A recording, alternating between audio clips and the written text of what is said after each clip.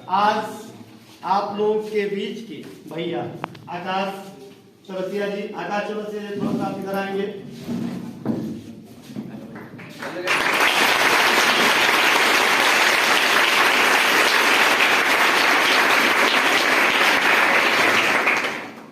मैं इनका परिचय कराना चाहूंगा। आप नवोदय शिक्षा निकेतन के नर्सरी से लेकर क्लास 10 तक विद्यार्थी रहे हैं। आपने एक बहुत बड़ी उपलब्धि हासिल की। प्यारे बच्चों, एक कहावत है, गौर से सुनिएगा इस बात को। इन्हीं लोगों को लेकर के, इनके बैच को लेकर के मैं बनारस गया हुआ था एक एग्जाम दिलवाने के लिए। वहां पर बीएचयू के एक बड़े से हाल में एक कहावत लिखी गई थी जो हमें आज भी स्मरण है कि मेहनत इतनी खामोशी से करो कि सफलता शोर मचा दे। आज इस युक्ति को इन्होंने चरितार्थ किया है। मित्रों, सबसे बड़ी बात यह है कि हाई स्कूल यहां से पास करने के उपरांत आप इंटरमीडिएट कहां से पास किए? सनबीम बलिया से आपने पास किया। बीच में कोरोना की मार झेली,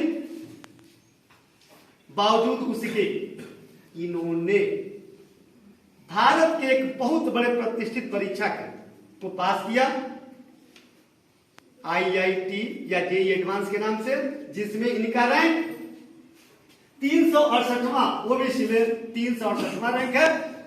प्यारे बच्चों, मैं आपकी जानकारी के लिए बता दूं कि हर साल 10 लाख से ऊपर बच्चे इस परीक्षा में शामिल होते हैं और उस इंडिया स्तर की परीक्षा में आपने 368वां रैंक ला करके इस पूरे क्षेत्र का मान बढ़ाया है, अपने मां बाप का गौरव बढ़ाया है और साथ ही साथ हम शिक्षकों का भी मान आपने बढ़ाया है। मैं धन्यवाद ज्ञापित करना चाहूंगा उस मां को जिन्होंने इस बच्चे को इस तरह का संस्कार दिया, उस पिता को कि इस बच्चे के टैलेंट को समझा। शिक्षक तो द्वितीय चीज होता है, वो तो सबको पढ़ाता है, लेकिन एक चीज मुझे याद है कि जब हम लोग इन लोगों को पढ़ाते थे, 18-19 के छात्र रहे हैं ये, जब पढ़ाते थे तो जरूर इस बात को हम लोग इंगित करते थे कि आप लोगों को इस ग्रामीण क्षेत्र में रहते हुए भी कुछ न कुछ करना है। प्यारे बच्चों, शहर के बच्चों को हर तरह की सुविधाएं उपलब्ध होती हैं। हमारे बीच लोअर मिडिल क्लास के लोग हैं जिनकी फीस भी बड़ी मुश्किल से जमा हो पाती है। आप भी वैसे परिवार से, और साथ ही साथ में आज मुझे भी इतनी खुशी हो रही है इनकी सफलता पर कि जिस विद्यार्थी को हम लोगों ने बचपन से देखा, छोटे से देखा, और देखने के बाद इनकी हर एक्टिविटीज भी हमको याद है। क्लास में किसका बिहेव, कैसा बिहेव रहता था, किस तरह का रिस्पॉन्स करते थे, ये सारी चीजें हमें याद है।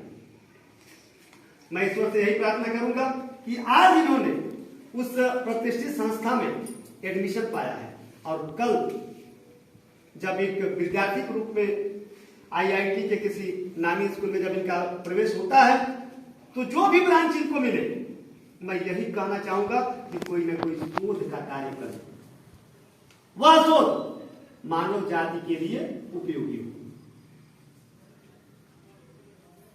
मैं आपसे जानना चाहूंगा कि आपने अपनी पढ़ाई की रणनीति गांव में रहते हुए, देखिए आप लोग गांव के बच्चे हो, जो एक मिथ्या था कि गांव में रह करके तैयारी नहीं की जा सकती है, किसी बड़ी परीक्षा को पास नहीं किया जा सकता है, लेकिन गांव में रहते हुए आपने किस तरह से अपनी पढ़ाई की तैयारी की और किस तरह से सफलता को प्राप्त किया, ताकि आप उससे प्रेरणा लेकर के और आगामी सत्र में जब आपको मौका मिले तो आप भी कोई बड़ी सफलता हासिल कर सके। और इस तरह की सोच दिमाग में न रहे कि मैं गांव से हूं, हमारे माता पिता कमजोर हैं, मैं कम पैसे वाले बाप का बेटा हूं।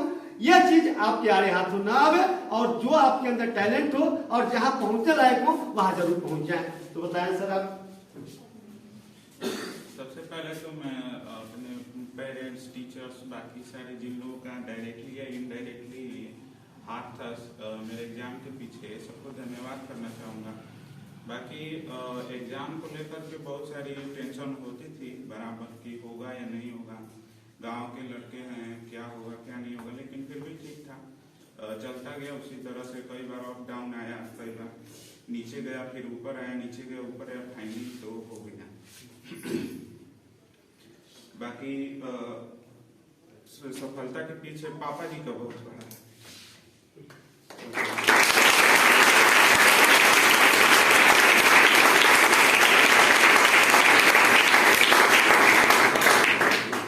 गांव में रहते हुए एक बार भी महसूस नहीं होने दिया कि मतलब ये काम करो वो काम करो, सिर्फ पढ़ाई के अलावा और कुछ नहीं। तो ऐसा रहता है, सबके साथ होगा ऐसा।